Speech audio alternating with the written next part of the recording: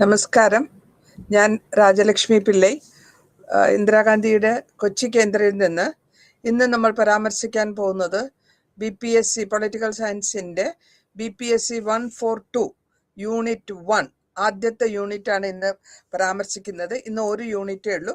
ഇത് ഇത്തിരി നീളം കൂടിയ യൂണിറ്റാണ്. തുടക്കം ഇൻട്രൊഡക്ഷൻ യൂണിറ്റ് ആയത് കൊണ്ട് ഇത്തിരി നീളമുണ്ട്. അപ്പോൾ നിങ്ങൾ ബാക്കി മാക്സിമം ഞാൻ കൊണ്ടിരിച്ചിട്ടുണ്ട്. എങ്കിൽ കൂടെയും ലെസൺ വലുതാണ്, വായിച്ച് മനസ്സിലാക്കുക.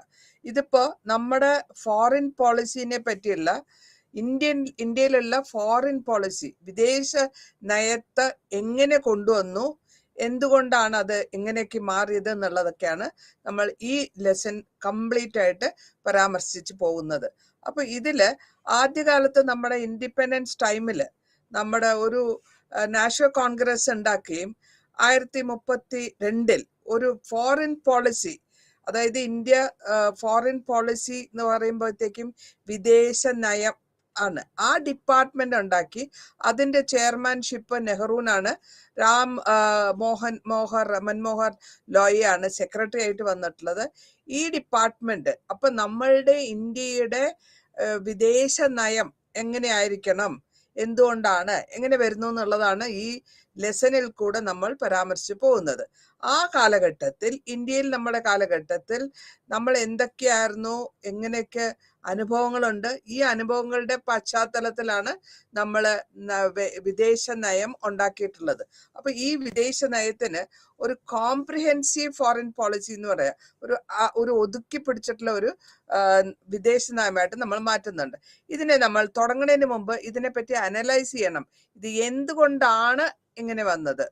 അപ്പൊ അനലൈസ് ചെയ്ത് വരുമ്പോൾ ഇന്ത്യയുടെ ഈ കാലഘട്ടത്തിൽ നമ്മൾ എന്തൊക്കെ അനുഭവിച്ചോ അതിൻ്റെയൊക്കെ ഒരു പരാമർശം, അതിൻ്റെയൊക്കെ ഒരു എവല്യൂഷണറി ചേഞ്ചസ്, പരിണാമമായിട്ടാണ് ഈ ഫോറിൻ പോളിസി അല്ലെങ്കിൽ നമ്മളുടെ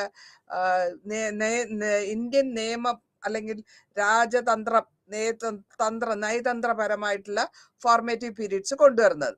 അപ്പൊ ഇൻഡിപെൻഡൻസ് മുമ്പ് എന്തായിരുന്നു, എന്തൊക്കെ നമ്മൾ അനുഭവിച്ചിട്ടുണ്ട്, എന്തുകൊണ്ട് നമ്മളുടെ പോളിസീസ് ഇങ്ങനെ വരുന്നു, എന്തായിരുന്നു നമ്മൾക്കുള്ള താല്പര്യം, ഇന്ത്യൻ ഗവൺമെന്റിന്റെ താല്പര്യം.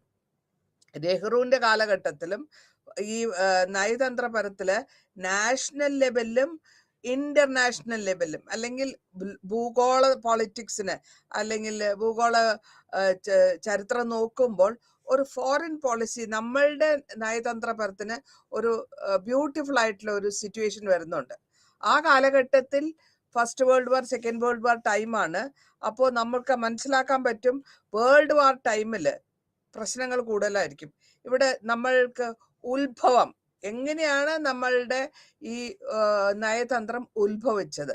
കൊളോണിയൽ റൂൾ ടൈമിൽ ആ കൊളോണിയലിസം കഴിഞ്ഞ ശേഷം ഇന്ത്യ ഫ്രീ ആകുകയും, ആ ഫ്രീ ആയി കഴിഞ്ഞപ്പോൾ ആദ്യത്തെ പ്രൈം മിനിസ്റ്റർ ആയിട്ട് വരുന്നത് ജവഹർലാൽ നെഹ്റു ആണ്. അപ്പൊ ജവഹർലാൽ നെഹ്റുവിന്റെ ഉദ്ദേശം, ജവഹർലാൽ നെഹ്റു വന്നിട്ട് കൂടുതലായിട്ടും ഒരു ദീർഘവീക്ഷണമുള്ള ഒരാളാണ്.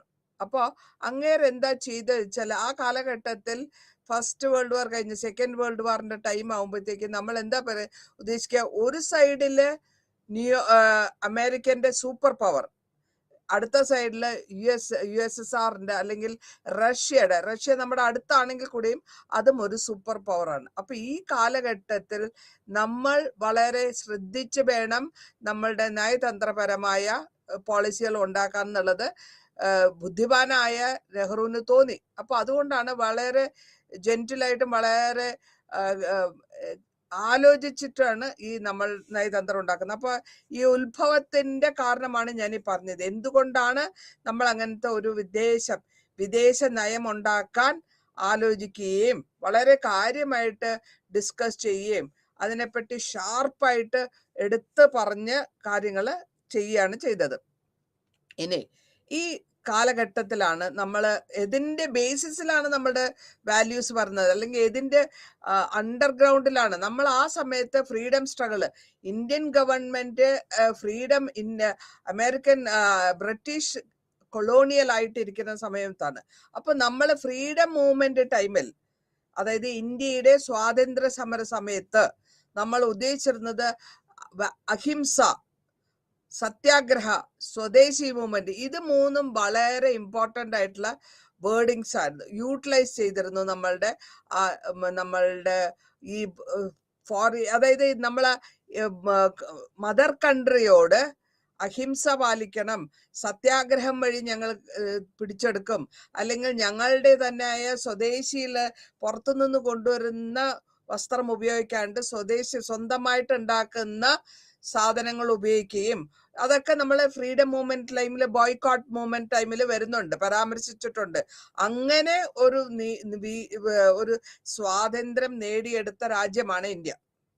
അപ്പോൾ ആ ഇന്ത്യയിൽ ഇത്രയും മാത്രമല്ല, ഇന്ത്യയിൽ ഒരു മതക്കാർ മാത്രമല്ല താമസിക്കുന്നത്. ഇവിടെ പലവിധമായ മതങ്ങളുണ്ട്, പലവിധമായ ഭാഷകളുണ്ട്, പലവിധമായ സംസ്കാരങ്ങൾ ഉണ്ട്, കൾച്ചറുണ്ട്. അപ്പൊ ഇതെല്ലാം കൂടെ ഒരുമിച്ച് ഒരു കൊടക്കീഴിൽ കൊണ്ടുവന്നിട്ട് ഉണ്ടാക്കിയിട്ടുള്ള ഒരു ഫ്രീഡം മൂവ്മെന്റ് ആണ്. ആ ഫ്രീഡം മൂവ്മെന്റിനെ കിട്ടിയ സ്വാതന്ത്ര്യത്തിനെ നശിപ്പിക്കാണ്ടിരിക്കാനും അതിനെ വേണ്ട വിധത്തിൽ ശരിയായ ദിശയിൽ കൂടെ കൊണ്ടുപോകണം എന്നുള്ളതായിരുന്നു ആദ്യത്തെ ഉദ്ദേശം. അപ്പൊ അതുകൊണ്ട് നമ്മൾ വളരെ കെയർഫുൾ ആണ്, ഈ പോളിസികൾ ഉണ്ടാക്കുന്നതിൽ വളരെ കെയർഫുൾ ആയിരുന്നു. ഇനി നാലാമതായിട്ട് നമ്മൾ പോയിന്റ് ആയിട്ട് ഞാൻ ഇട്ടിട്ടുണ്ട്. നാലാമതായിട്ടുള്ള പോയിന്റ് എന്താന്ന് വെച്ചാൽ, നമ്മളുടെ അനുഭവങ്ങൾ, നമ്മൾ എന്തൊക്കെ അനുഭവിച്ചോ അതിനെ ചെറിഷ് ചെയ്തുകൊണ്ട്, അതിനെ അനുഭവങ്ങളുടെ അടിത്തറയിൽ നമ്മളെ എല്ലാവർക്കും ഈക്വാലിറ്റി കിട്ടണം, അല്ലെങ്കിൽ ആരെയും ഡിസ്ക്രിമിനേറ്റ് ചെയ്ത് മാറ്റി നിർത്താൻ പാടില്ല, എല്ലാവർക്കും സ്വാതന്ത്ര്യം കിട്ടണം, എല്ലാവർക്കും ന്യായം കിട്ടണം, എല്ലാവർക്കും ഡെവലപ്മെന്റ് അല്ലെങ്കിൽ പുരോഗതി ഉണ്ടാക്കണം, എല്ലാ രാജ്യത്തിനും അതാത് രാജ്യത്തിലുള്ളവർക്കും ഈ പറഞ്ഞിട്ടുള്ള എല്ലാ വാല്യൂസും ഉണ്ടാക്കണം എന്നുള്ള പോളിസിയിലാണ് നമ്മൾ പോകുന്നത്. അപ്പോൾ അങ്ങനെ വേൾഡ് മുഴുവനും നമ്മളുടെ പോളിസിനെ നോക്കിക്കൊണ്ടിരിക്കുന്ന സമയമാണ്. ഇന്ത്യ ഫ്രീഡം കിട്ടി, ഇന്ത്യയുടെ ഫോറിൻ പോളിസി എന്തായിരിക്കും എന്നുള്ളൊരു ആകാംക്ഷ എല്ലാവർക്കും ഉണ്ട്. അപ്പൊ നമ്മളുടെ ഉദ്ദേശം വന്നിട്ട് ഗ്രൗണ്ട് ലെവലിൽ നമ്മളുടെ ഉദ്ദേശം ഇക്വാലിറ്റി, ഫ്രീഡം ആൻഡ് സോവർണിറ്റി, ഇതായിരിക്കും നമ്മളുടെ ഉദ്ദേശമായിട്ട് വരിക. അപ്പോൾ ഇന്ത്യൻ നാഷണൽ കോൺഗ്രസ് അതേസമയം ഓരോ ആനുവൽ സെഷൻ നടത്തുമ്പോൾ അവർ ഉദ്ദേശിച്ചിരുന്നതും ഈ നമ്മളുടെ ആ കാലഘട്ടത്തിൽ നമുക്ക് ഇവിടെ റെയിൽവേസ് ഇല്ല. ബ്രിട്ടീഷുകാരുടെ കാലഘട്ടത്തിൽ ബ്രിട്ടീഷ് കോളനി ആയിട്ട് ഇരിക്കുമ്പോഴാണ് ആദ്യമായിട്ട് റെയിൽവേസ് തുടങ്ങുന്നത്. Railways, postal system, tax system, പുതിയതായിട്ടുള്ള കൃഷി സംബന്ധമായിട്ടുള്ള rules and regulations, textile mills, ഇതൊക്കെ ഉണ്ടാക്കിയത് ആ കാലഘട്ടത്തിലാണ്.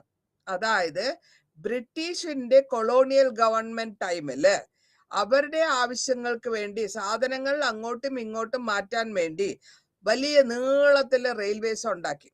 ആദ്യത്തെ റെയിൽവേ ബോംബെ ടു പൂനെയാണ്. അപ്പോൾ ഇങ്ങനെ വരുമ്പോൾ അത് മാത്രമല്ല, അതിൻ്റെ കൂടെ നമ്മൾ പോസ്റ്റൽ ഡിപ്പാർട്ട്മെന്റും തുടങ്ങി. കാരണം ഈ ഡോക്യുമെന്റ്സ് ഇവിടെ നിന്ന് ലണ്ടനിലേക്ക് ചെല്ലണം, അവിടെ നിന്ന് ഇങ്ങോട്ട് വരണം. അപ്പോൾ പോസ്റ്റൽ ഡിപ്പാർട്ട്മെന്റിന്റെ ആവശ്യം വന്നു. അങ്ങനെ അതുണ്ടാക്കി. പിന്നെ ഒരു ടാക്സേഷൻ ഉണ്ടാക്കി. ഓരോ നമ്മൾ നേരത്തെ മഹൽവാരി സിസ്റ്റം എന്നൊക്കെ പറഞ്ഞ ടാക്സസ് ഒക്കെ ഹിസ്റ്ററിയിൽ പഠിക്കുന്നുണ്ട്, ഡിഫറെന്റ് ടാക്സസ്.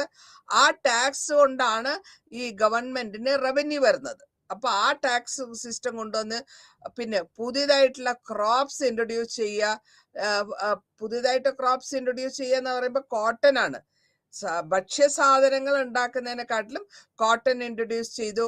അതിന് വളരെ സപ്പോർട്ട് കൊടുക്കുകയും അതേമാതിരി തന്നെ ഡൈയിന്റെ പർപ്പസിന്, കളറിന്റെ പർപ്പസിന് വേണ്ടി ഇൻഡിഗോ ഇവിടെ ഇൻട്രൊഡ്യൂസ് ചെയ്തു ഇന്ത്യയിൽ, അല്ലെങ്കിൽ ആദ്യമായിട്ട് ഉണ്ടാക്കി. കാരണം ഇതിന്റെയൊക്കെ ആവശ്യം എന്താന്ന് വെച്ചാൽ ടെക്സ്റ്റൈൽ ഫാക്ടറിക്കാണ് കളർ വ്യത്യാസം ഉണ്ടാക്കുക. അപ്പൊ ഇതൊക്കെ കൊണ്ടുവന്നപ്പോഴത്തേക്കും ഇന്ത്യ വിഭജിച്ച് കിടന്നിരുന്ന ഒരു സ്ഥലത്ത് പല രാജ്യത്തായിട്ട് പല ഭാഗങ്ങളായിട്ട് കിടന്നിരുന്ന ഇന്ത്യനെ ഒരു ഒറ്റക്കെട്ടാക്കി കൊണ്ടുവരാൻ പറ്റി. അത് ആ ഒരു ഉപകാരം ബ്രിട്ടീഷുകാരുടെ ഈ സിസ്റ്റംസ് ഒക്കെ ആക്ച്വലി നമ്മൾ നോക്കുകയാണെങ്കിൽ ഇന്ത്യനെ ഒറ്റ കെട്ടാക്കി കൊണ്ടുവരാൻ സഹായിച്ചു എന്ന് പറയാം. ഇനി ഹരിപുര സെഷനില് ഈ ഹരിപുര സെഷൻ 1938 നടക്കുന്നു. അവിടെ 2 കാര്യങ്ങളാണ് നമ്മൾ കൂടുതലായിട്ടും നമ്മൾ ഈ കൊണ്ടുവച്ചത് സംസാരിച്ചത്. ഒന്ന്, ആദ്യത്തെ കാര്യം എന്ന് പറയാൻ ആകെ മൊത്തം ലോകം മുഴുവൻ ആയുധങ്ങൾ മാറ്റണം, ഡിസാമമെന്റ്. അതായത് ഇത് കാലഘട്ടം ഞാൻ പറഞ്ഞു വേൾഡ് വാർ ടൈമാണ്. അപ്പോൾ ഡിസാമമെന്റ് എന്ന് പറഞ്ഞാൽ ആംസിനെ മാറ്റുക, അല്ലെങ്കിൽ ആയുധങ്ങളെ മാറ്റുക. യൂണിവേഴ്സൽ ആയിട്ട് ആയുധങ്ങളെ മാറ്റണം. ഒരു കൺട്രിയും ആയുധങ്ങൾ ഉപയോഗിക്കാൻ പാടില്ല. അതാണ് അതിന്റെ ആദ്യത്തെ പോയിന്റ് ആയിട്ട് നമ്മൾ ഇവിടെ ഡിസ്കസ് ചെയ്യുന്നത്. രണ്ടാമത്തെ പോയിന്റ് ആയിട്ട് വരുന്നത് കളക്റ്റീവ് ആയിട്ടുള്ള സെക്യൂരിറ്റി. എല്ലാവരും കൂടെ ഒരുമിച്ചിട്ടുള്ള സെക്യൂരിറ്റി വേണം. എല്ലാ മനുഷ്യർക്കും, ഒരു ഗ്രൂപ്പിന് മാത്രം, അല്ലെങ്കിൽ പ്രൈം മിനിസ്റ്ററിനും അല്ലെങ്കിൽ ക്യാബിനറ്റ് മിനിസ്റ്റേഴ്സ് മാത്രമല്ല സെക്യൂരിറ്റി ഉണ്ട്. എല്ലാ മനുഷ്യ ജീവികൾക്കും സെക്യൂരിറ്റി വരണം. അത് ഇവിടെ മാത്രമല്ല, ലോകം മുഴുവനും. അപ്പൊ ഇതാണ് ഇവിടുത്തെ മെയിൻ ഈ ഹരിപുര സെഷനില് ഡിസ്കസ് ചെയ്തതും പ്രിൻസിപ്പിൾസ് ആയിട്ട് അവർ ഊന്നി പറഞ്ഞതും ഈ 2 കാര്യങ്ങളാണ്. അപ്പൊ ഈ 2 കാര്യങ്ങൾ എത്രത്തോളം ഇന്ത്യൻ പോളിസിയിൽ, ഇന്ത്യൻ വിദേശ നയതന്ത്രത്തിൽ നമ്മൾ കൊണ്ടുവന്നു എന്ന് നോക്കേണ്ട കാര്യമുണ്ട്. അപ്പോൾ ജയ്പൂർ സെഷൻ അടുത്തത് 55ാമത്തെ സെഷനാണ്. അത് ജയ്പൂരിലാണ് നടക്കുന്നത്. 1948 ഇവിടെയാണ് നമ്മൾ ഇന്ത്യൻ നാഷണൽ കോൺഗ്രസ് ഒരു പ്രൊമോഷൻ, എന്ത് പ്രൊമോഷനാണ് ഉണ്ടാക്കുന്നത്? ആകെ മൊത്തം ലോകം മുഴുവനും പീസ് ആയിരിക്കണം, ലോകം മുഴുവൻ ശാന്തി കിട്ടണം, ലോകം മുഴുവൻ സന്തോഷമായിട്ട് ജീവിക്കാൻ പറ്റണം. അതായിരുന്നു നമ്മളുടെ കുറിക്കോൾ. അപ്പൊ ഈ എല്ലാ വിധത്തിലുള്ള രാജ്യങ്ങൾക്കും ഒരു കാരണവശാലും ഈ തൊലിപ്പുറത്ത ഡിസ്ക്രിമിനേഷൻ, അതായത് white and black or brown, ആ ഡിസ്ക്രിമിനേഷൻ അല്ലെങ്കിൽ വിവേചനം പാടില്ല. എല്ലാരെയും ഒരേമാതിരി ട്രീറ്റ് ചെയ്യണം, എല്ലാവർക്കും ഒരേമാതിരി ട്രീറ്റ്മെന്റ് കിട്ടണം. നമ്മള് ചരിത്രം പഠിക്കുമ്പോൾ കണ്ടിട്ടുണ്ട്, മഹാത്മാഗാന്ധിനെ അവര് ട്രെയിനിൽ നിന്ന് ഇടിച്ച് താഴെ വിടുന്നു. കാരണം ഫസ്റ്റ് ക്ലാസ് ടിക്കറ്റ് ഉണ്ടായാലും അവിടെ ഇരിക്കാൻ പാടില്ല. ആ വിവേചനം അവിടെ ഉണ്ട്. അപ്പൊ അങ്ങനത്തെ ഇതൊക്കെ അവസാനിപ്പിക്കാം. ഇൻഡിപെൻഡന്റ് ആയിട്ട് ഇന്ത്യൻ നാഷണൽ കോൺഗ്രസ് ചോദിക്കുന്നത് ഇത് തന്നെയാണ്. ഡെവലപ്മെന്റ് ഒരു രാജ്യം മാത്രമല്ല, ഫുൾ ലോകം മുഴുവനും ഈ പോളിസി തന്നെയാണ് നമ്മൾ അടിവരയിട്ട് ഇന്ത്യയുടെ വിദേശ നയത്തിൽ കൊണ്ടുവന്നത്. കാരണം ഇതിനെ നിർത്തലാക്കണം എന്നുള്ളതായിരുന്നു ഇന്ത്യയുടെ ഉദ്ദേശം. ഇതിന്റെ ആർക്കിടെക്ട് എന്ന് പറയുന്നത് ആരാണ്? നെഹ്റു തന്നെയാണ്. ഫോറിൻ നമ്മുടെ ഇന്ത്യൻ വിദേശ നയത്തിന്റെ ഏറ്റവും കൂടുതൽ ഇതിനെപ്പറ്റി ആലോചിക്കുകയും പ്രവർത്തിക്കുകയും ചെയ്തത് നമ്മളുടെ ഫസ്റ്റ് പ്രൈം മിനിസ്റ്റർ നെഹ്റു തന്നെയാണ്. അത് കൂടാണ്ട് നെഹ്റുവിന്റെ കൂടെ കൈ കോർക്കാനായിട്ട് വന്നു ഈജിപ്റ്റ്, ഇന്തോനേഷ്യ, യുഗസ്ലാവ്യ. ഇവരെല്ലാരും കൂടെ 3 പേരും കൂടെ ചേർന്നിട്ടാണ് ഒരു നോൺ അലൈൻമെന്റ് പോളിസി. അതായത് നമ്മൾ ഈ പുതിയതായിട്ട് ഫ്രീഡം കിട്ടിയ രാജ്യങ്ങൾ USSRോടും ജോയിൻ ചെയ്യില്ല, 2 വലിയ സൂപ്പർ പവറിന്റെ കൂടെ നിൽക്കില്ല. അങ്ങനത്തെ ഒരു ആദ്യമായിട്ട് ഒരു നയതന്ത്രപരമായ ഒരു പോളിസിയാണ് നോൺ അലൈൻമെന്റ് പോളിസി. അപ്പോ ഇതിൽ നമ്മൾ ഒരു പഞ്ചശീലം കൊണ്ടുവന്നിട്ടുണ്ട്.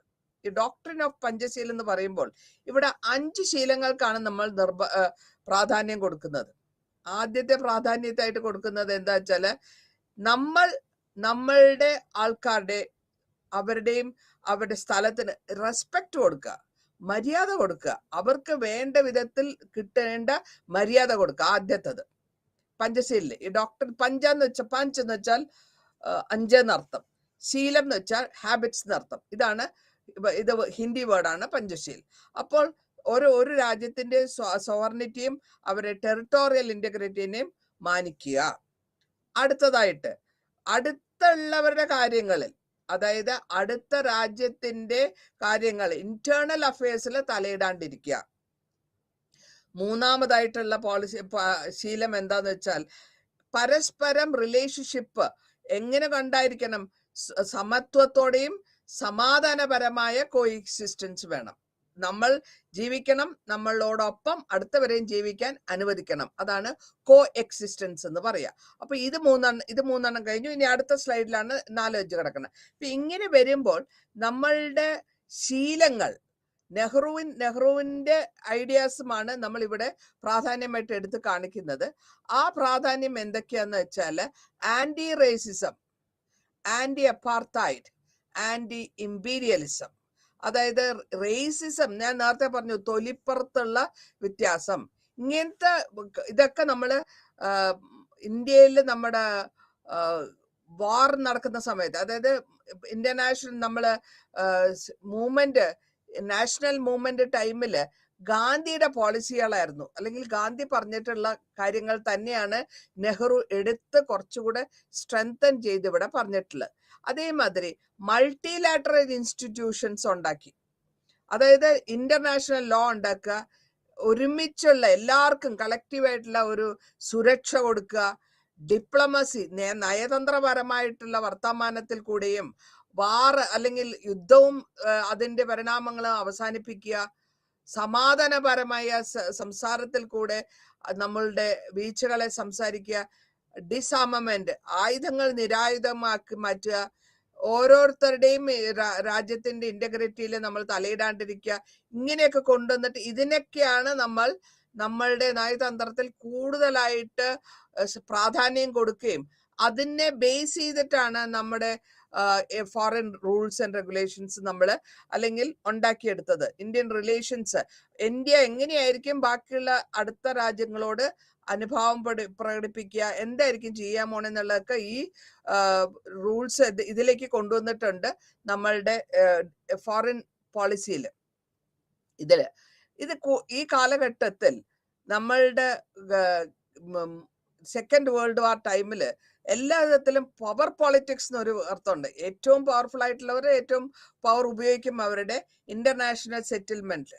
അപ്പോൾ ഇവിടെ കോൾഡ് വാർ, ഞാൻ ഈ നേരത്തെ പറഞ്ഞ കോൾഡ് വാർ നടന്നുകൊണ്ടിരിക്കുന്ന സമയമാണ്.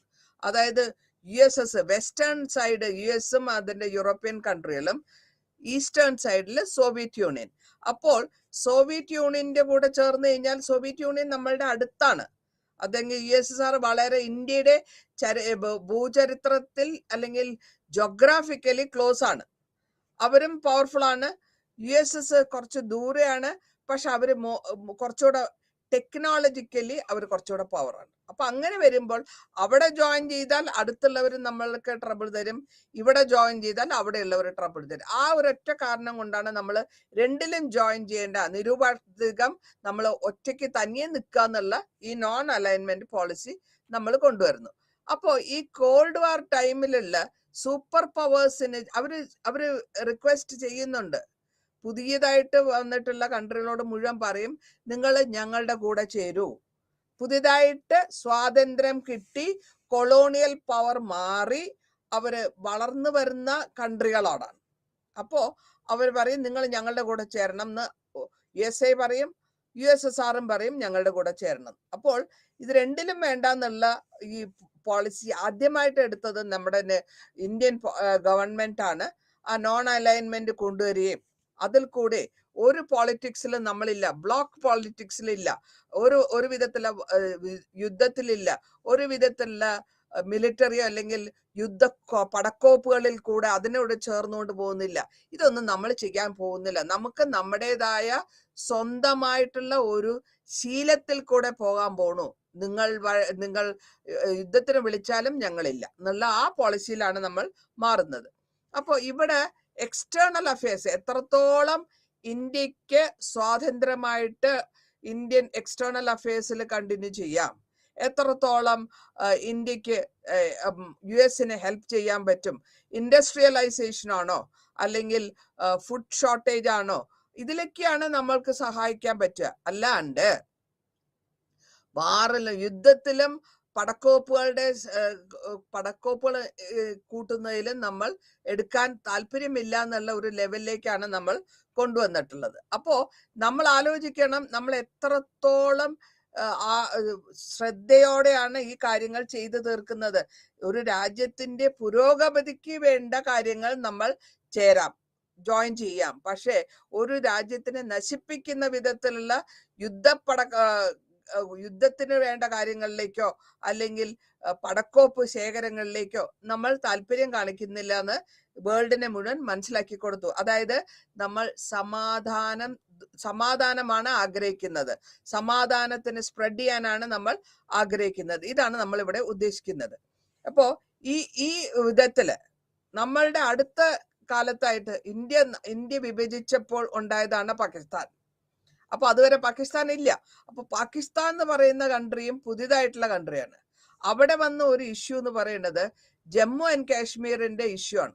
അവർക്ക് ജമ്മു ആൻഡ് കാശ്മീർ വേണമെന്നും അവരുടെ ഡിമാൻഡ് കൊടുക്കാൻ പറ്റില്ല എന്ന് കാരണം നമ്മളുടെ ഉദ്ദേശപ്രകാരം ഡിവിഷൻ ടൈമില് ഹിന്ദു മതത്തില് അല്ലെങ്കിൽ രാജാവ് ആ രാജ്യം ഭരിച്ചിരുന്ന രാജാവിനോട് ചോദിക്കുകയും അപ്പൊ പുള്ളി ഇന്ത്യൻ കോൺഗ്രസിന്റെ കൂടെയാണ് നിൽക്കാൻ താല്പര്യം കാണിച്ചത്. അതുകൊണ്ടാണ് ജമ്മു ആൻഡ് കാശ്മീർ നമ്മളുടെ ഭാഗത്തിൽ വന്നത്.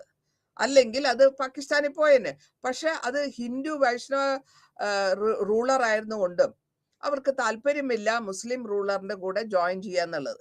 അതേമാതിരി തന്നെ ചൈനയുടെ കാര്യത്തിലും പഞ്ചശീലം വഴി ചൈനയുടെ ആയിട്ടുള്ള ഒരു ഹിന്ദി ചീനി ബൈ ബൈ എന്നുള്ള ഒരു, അതായത് ബൈ ബൈ എന്ന് വെച്ചാൽ ബ്രദേഴ്സ് എന്നാണ് അർത്ഥം.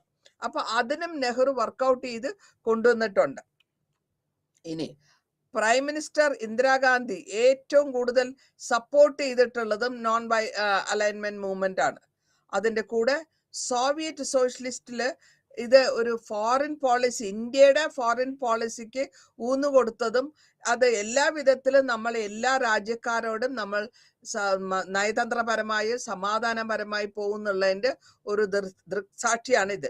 ഇതിന്റെ ഇന്റർനാഷണൽ പോളിസികളും എല്ലാം കുറച്ച് 1970 ആകുമ്പോഴത്തേക്കും കുറച്ചൊന്ന് ഇറങ്ങാൻ തുടങ്ങിയത്. കാരണം ചില പ്രശ്നങ്ങൾ ആ സമയത്ത് ഉണ്ടായിരുന്നു കൊണ്ടാണ് അത് അവിടെ ഒന്നൊന്ന് കുറയാൻ തുടങ്ങുക നമുക്ക് കാണാൻ പറ്റും. ഇനി ഫോറിൻ പോളിസി ആയിട്ട് വരുമ്പോൾ വാർ ടൈമില് എന്തുകൊണ്ടാണ് ഫോറിൻ പോളിസികൾ 5 പ്രൈം മിനിസ്റ്റേഴ്സിന്റെ കാലഘട്ടത്തിൽ കൂടിയാണ് പോകുന്നത്. അതായത് ലാൽ ബഹദൂർ ശാസ്ത്രി, ഇന്ദിരാഗാന്ധി, മൊറാർജി ദേശായി, ചരൺ സിംഗ്, രാജീവ് ഗാന്ധി. ആ കാലഘട്ടങ്ങളിലും 1965 പാകിസ്ഥാൻ ഇന്ത്യയായിട്ടുള്ള ഒരു വാർ സമയത്തിലും ശാസ്ത്രി വളരെ പ്രൈം മിനിസ്റ്ററായ ലാൽ ബഹദൂർ ശാസ്ത്രി വളരെ കാര്യമായിട്ട് ഒരു ഡിമോറലൈസിങ്, നമ്മളുടെ ജവാന്മാരുടെ അവരുടെ ഇൻട്രസ്റ്റിനൊന്ന് കുറഞ്ഞപ്പോൾ പുള്ളി അവർക്ക് മോട്ടിവേറ്റ് ചെയ്ത് സംസാരിക്കുകയും അവർക്ക് വേണ്ടപ്പെട്ട സഹായ സഹകരണങ്ങളെല്ലാം ചെയ്ത് അതിന്റെ അവസാനം പരിണാമമായിട്ട് വരുന്നത് നമ്മുടെ ആ വാറിൽ, ഇന്ത്യ പാകിസ്ഥാൻ വാർ 65 ഉണ്ടായ വാതിൽ നമ്മളാണ് ജയിച്ചു വരുന്നത്. ഇനി അടുത്തതായിട്ട് നമുക്ക് കാണാം നയതന്ത്രപരങ്ങളാണ് ഇതെല്ലാം. 1971 ട്രീറ്റി USSRമായിട്ടുള്ള ഒരു സമാധാനപരമായ ഒരു സന്ധിയും ഒരു ഫ്രണ്ട്ഷിപ്പിനെ നമ്മൾ ഒരു ട്രീറ്റി സൈൻ ചെയ്യാണ്. ആ സൈൻ ചെയ്യുമ്പോൾ സോവിയറ്റ് യൂണിയനിൽ കൂടെ ഇന്ത്യക്ക് അതേമാതിരി ഇൻഡോ പാകിസ്ഥാൻ വാറിനും അതായത് യുണൈറ്റഡ് നേഷന്റെ സെക്യൂരിറ്റി കൗൺസിലേക്കും ഇത് എടുത്തു പറയാനും അല്ലെങ്കിൽ ഇതിനെ പറ്റിയുള്ള വിവരങ്ങൾ അറിയിക്കാനും പറ്റി. ഇന്ദിരാഗാന്ധിയുടെ കാലഘട്ടത്തിൽ ഇന്ദിരാഗാന്ധി ഒരു ഫോറിൻ പോളിസി വഴി ഒരു നാഷണൽ ഇൻട്രസ്റ്റിനെ പറ്റിയും അതിനെ ഇന്ദിരാഗാന്ധി കുറച്ച് അഗ്രസീവായിട്ട് പോയിട്ടുണ്ട്. അത് കഴിഞ്ഞ് പിന്നെ ലേറ്റർ ഓൺ ശരിയായിട്ട് വരുന്നുണ്ട്. ഇനി പൊക്കാറൻ എക്സ്പ്ലോഷൻ എന്ന് പറയുമ്പോൾ ഈ സമയത്ത് ഇന്ദിരാഗാന്ധിയുടെ നിർബന്ധമായിരുന്നു, നമ്മൾ സമാധാന പ്രിയരാണ്, പക്ഷെ എങ്കിലും നമ്മളുടെ ആയുധത്തിന്റെ നിലവാരം ഇൻക്രീസ് ചെയ്യണം. അതാണ് ന്യൂക്ലിയർ ഡിവൈസിന്റെ ഒരു 1970 ഒരു ടെസ്റ്റിംഗ് നടത്തുന്നുണ്ട് പൊക്കാറിൽ. അപ്പൊ ആ പൊക്കാറത്ത് കൂടെ നമ്മള് അടുത്ത രാജ്യങ്ങൾക്ക് പറയുന്നത് ഞങ്ങളും പിന്നിലല്ല, ഞങ്ങൾ മോശക്കാരല്ല. അപ്പൊ ഈ ഇന്ദിരാഗാന്ധിയുടെ സമയത്താണ് വളരെ വളരെ ഇൻട്രസ്റ്റോടെയാണ് ഇന്ദിരാഗാന്ധി ഇതിലൊക്കെ ഇടപെട്ടിരുന്നതും ഈ ഫോറിൻ പോളിസികൾ നടപ്പിലാക്കാൻ ഒരു രാജ്യത്തിന് വേണ്ട എത്രത്തോളം നടത്തി കൊണ്ടുപോകാം എന്നുള്ളതും അവര് അതുവഴി കാണിക്കുന്നുണ്ട്. കാരണം അവര് ഈ ജവാന്മാരെ പോയി കാണുകയും അവരോട് സംസാരിക്കുകയും അതേമാതിരി തന്നെയാണ് എല്ലാ പ്രൈം മിനിസ്റ്റേഴ്സും. കാരണം ഈ ജവാന്മാർ എന്ന് പറയുന്നവര് വീടുകളിൽ നിന്ന് വിട്ട് ഒറ്റയ്ക്ക് നമ്മളുടെ രാജ്യത്തിന്റെ സുരക്ഷയ്ക്ക് വേണ്ടി, നാടിന് വേണ്ടി അവരുടെ ജീവൻ അർപ്പിച്ചുകൊണ്ടുള്ള ഫൈറ്റിലാണ് നിൽക്കുന്നത്. അപ്പൊ അവരുടെ മോറൽ സൈഡിനെ നമ്മൾ ബൂസ്റ്റ് ചെയ്ത് കൊടുക്കണം. അപ്പോഴാണ് അവർക്ക് കുറച്ചുകൂടി മദർലാൻഡിനോട് അല്ലെങ്കിൽ സ്വാതന്ത്ര്യ, നമ്മളുടെ സെക്യൂരിറ്റിക്ക്, നമ്മളുടെ സുരക്ഷയ്ക്ക് കുറച്ചുകൂടി അവര് കാര്യമായിട്ട് വർക്ക് ചെയ്യും. ഇപ്പൊ ഇതൊക്കെ എല്ലാ മിനിസ്റ്റേഴ്സും ഇത് ചെയ്തിട്ടുണ്ട്. ഇനി ജനതാ പാർട്ടി വരുന്നതാണ്. അടുത്തതായിട്ട് വരുന്നത് ജനതാ പാർട്ടിയാണ്. ജനതാ പാർട്ടിയുടെ റൂളിൽ വരുമ്പോ പ്രൈം മിനിസ്റ്റർ മൊറാർജി ദേശായി, ചരൺ സിംഗ് കുറച്ചു കാലം ഉണ്ടായിരുന്നു. പക്ഷെ അത്രത്തോളം ഇവര് ഫോറിൻ പോളിസിനെ പറ്റി അത്ര വലിയ ഊന്നു കൊടുത്തിട്ടില്ല. ദേശായി, മൊറാർജി ദേശായി ഒരു ഓപ്പോസിഷനിൽ ഉണ്ടായിരുന്നിട്ട് കൂടിയും ഒരു നോൺ അലൈൻമെന്റ് പോളിസികൾ വഴി പോവുകയും ഒരു വലിയ മേജർ ആയിട്ടുള്ള മോഡിഫിക്കേഷൻസ് ഒന്നും ഇന്ത്യൻ ഫോറിൻ പോളിസിയിൽ കൊണ്ടുവന്നിട്ടില്ല. അതാ മാത്രമല്ല, ഈ പോളിസികൾ നമ്മള് റീപ്ലേസ്മെന്റ് ചെയ്യുന്നത് നോൺ അലൈൻമെന്റ് എന്നുള്ള ഒരു ടേമിനെ മാറ്റി ജെനുവിൻ കൂടെ അവിടെ ചേർത്തു. ജെനുവിൻ ആയിട്ടുള്ള ഒരു നോൺ അലൈൻമെന്റ് വേണം എന്നുള്ള ഒരു പോളിസി കൂടെ അവിടെ കൊണ്ടുവരികയും ചെയ്തു. ഇനി എന്തുകൊണ്ടാണ് ഈ ജനതാ ഗവൺമെന്റ് കുറച്ച് ഇറങ്ങിപ്പോയി, അല്ലെങ്കിൽ കുറച്ച് പ്രശ്നങ്ങൾ ഉണ്ടായി, ഫെയിലിയർ ആയി, കുറച്ച് എന്തുകൊണ്ട് അവരുടെ കഴിവ് കുറച്ച് കുറഞ്ഞു പോയി എന്ന് നോക്കുകയാണെങ്കിൽ, ആ സമയത്ത് ചരൺ സിംഗിന്റെ ഗവൺമെന്റിന്റെ കാലഘട്ടത്തിൽ ഒരു ഇത്തിരി ഡൗട്ട് ഉണ്ടായിരുന്നു. അതായത് ഇഫക്റ്റീവ് അല്ല എന്ന് പറയാം. അത്രത്തോളം ഇഫക്റ്റീവ് ആയിട്ടുള്ള ആകാത്തത് കൊണ്ടാണ് സോവിയറ്റ് യൂണിയൻ അഫ്ഗാനിസ്ഥാൻ അറ്റാക്ക് ചെയ്യാണ്, ഇൻട്രൂഷൻ ചെയ്യാണ് 1979. നമ്മുടെ നെയ്ബറിങ് കൺട്രികളിൽ അറ്റാക്ക് വന്നാലും അത് നമ്മുടെ ഗവൺമെന്റിന്റെ നമ്മുടെ ശ്രദ്ധക്കുറവെന്ന് കൂടെ എടുക്കാമല്ലോ. അങ്ങനെയും വന്നിട്ടാണ് ആ ഒരു ഡൗട്ട് വരുന്നത്. അപ്പോ എന്ത് പറ്റും? ഇമ്മീഡിയറ്റ് ആയിട്ട് റൂളിംഗ് പാർട്ടീനെ പറ്റി ഒപ്പോസിഷൻ പാർട്ടി ക്രിട്ടിസൈസ് ചെയ്യും, അല്ലെങ്കിൽ പരാമർശിക്കും. ആ പരാമർശത്തിൽ കൂടെ അവരെന്താ ഉദ്ദേശിക്കുന്നത്? ഞങ്ങളുടെ പാർട്ടി തിരിച്ചു വരാൻ ശ്രമിക്കും. അങ്ങനെയാണ് 1980 നാഷണൽ കോൺഗ്രസ് ഒന്നുകൂടെ ട്രൈ ചെയ്തിട്ട് അവരുടെ ഇന്ദിരാഗാന്ധിയുടെ പോളിസിയിൽ അവര് ഇന്ദിരാഗാന്ധിനെ തിരിച്ച് ഒരു പ്രാവശ്യം ഇന്ദിരാഗാന്ധിനെ കൊണ്ടുവരാനുള്ള ശ്രമം നടത്തുന്നു. അതിനുശേഷം രാജീവ് ഗാന്ധി, അവരുടെ മരണശേഷമാണ് രാജീവ് ഗാന്ധി പ്രൈം മിനിസ്റ്റർ ആയിട്ട് വരുന്നത്. രാജീവ് ഗാന്ധി പ്രൈം മിനിസ്റ്റർ ആയിട്ട് വരുന്ന സമയത്ത് ഇന്ദിരാഗാന്ധിന്റെ എന്താ പറയാ അസാസിനേഷൻ, അത് ഇന്ദിരാഗാന്ധിനെ അസാസിനേറ്റ് ചെയ്യുന്നത് അവരുടെ തന്നെ സെക്യൂരിറ്റീസ് ആണ്. അവരുടെ തന്നെ സെക്യൂരിറ്റി ഗാർഡാണ് അവരെ ഷൂട്ട് ചെയ്യുന്നതും. അവരെ പെട്ടെന്നുള്ള ഒരു ഇൻസ്റ്റിങ്ക്റ്റിൽ അവര് ഷൂട്ട് ചെയ്യുന്നു. അവര് ഒരു വളരെ പ്രായമായ സ്ത്രീക്ക് ഇത്രയും ഷൂട്ടിങ്സ് എടുക്കാൻ പറ്റില്ല, ബുള്ളറ്റ്സ് കയറുന്നു, എല്ലാ കാര്യങ്ങളും. അത് it is A planned murder.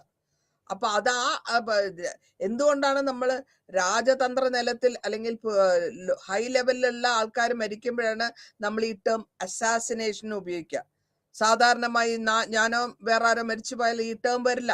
അവിടെ വരുന്നത് പ്രൈം മിനിസ്റ്റർ അല്ലെങ്കിൽ കിങ്, അങ്ങനത്തെ ഒരു ഹൈ പ്രൊഫൈൽ ഉള്ളവർ അവരെ കൊല്ലപ്പെടുമ്പോൾ ഈ വേർഡ് നമ്മൾ ഉപയോഗിക്കുന്നു. 1984 രാജീവ് ഗാന്ധി പ്രൈം മിനിസ്റ്റർ ആവുന്നത്. എന്തുകൊണ്ടെന്ന് വെച്ചാൽ മദറായ ഇന്ദിരാഗാന്ധിനെ അസാസിനേഷൻ കൊല്ലപ്പെടുന്നു. അപ്പോൾ ഇവിടെ നമ്മൾ കാണാൻ പറ്റുന്നത് രാജീവ് ഗാന്ധി വന്ന ശേഷം എന്തൊക്കെയാണ് എത്നിക് കോൺഫ്ലിക്ട്സ്. എത്നിക് എന്ന് വെച്ചാൽ ലാംഗ്വേജ് വികാരമോ അല്ലെങ്കിൽ ജാതി വ്യത്യാസമോ എന്തെങ്കിലും ആയിക്കോട്ടെ, അവിടെ കോൺഫ്ലിക്ട്സ് നമ്മളുടെ നാടിന്റെ അകത്തും നെയ്ബർഹുഡിലും വരുന്നുണ്ട്. നെയ്ബർഹുഡ് എന്ന് പറയുമ്പോൾ ശ്രീലങ്കയാണ് ഉദ്ദേശിക്കുന്നത്. എന്തുകൊണ്ടാണ്?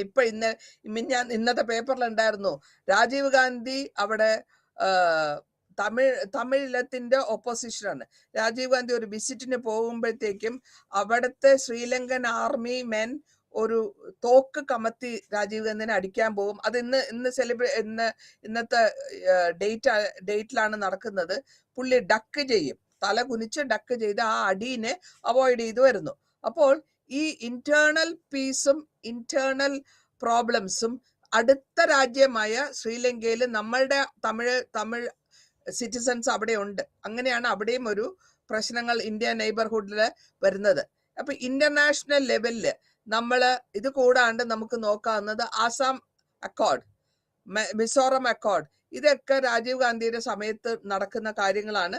പഞ്ചാബ് അക്കോർഡ്, ഇതൊക്കെ ഒരു അഡ്വഞ്ചറസ് ലൈഫ് ആയിരുന്നിട്ട് കൂടിയും ശ്രീലങ്കൻ പീസ് കോഡില് അവരുടെ ശ്രീലങ്കൻ ഉദ്ദേശത്തിന് വേണ്ടി, അവരുടെ സമാധാനത്തിന് വേണ്ടി നമ്മൾ ഇവിടെ നിന്ന് ഇന്ത്യൻ ആർമി പോവുകയും അതിന്റെ പരിണാമമായിട്ടാണ് രാജീവ് ഗാന്ധിക്ക് മരണപ്പെടേണ്ടി വരുന്നത്.